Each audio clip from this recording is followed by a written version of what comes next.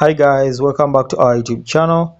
In this video I'll show you how to use voice to text feature on your TikTok. Quick one guys, come to your TikTok.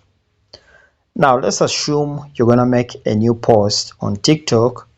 We shall go ahead and open up TikTok, then come to our profile section here, then come and click on this plus icon over here.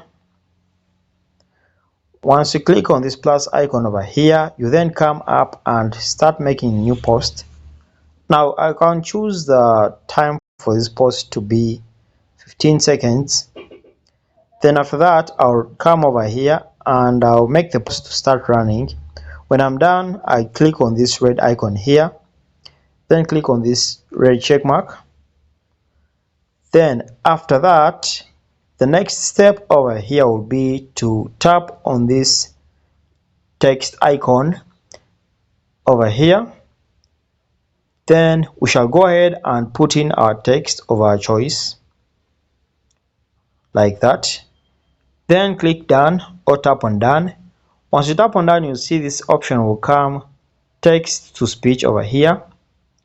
You can see text to speech, so go ahead and tap on that option and then add anything you want. So basically that's it guys. Thanks for watching. We shall meet.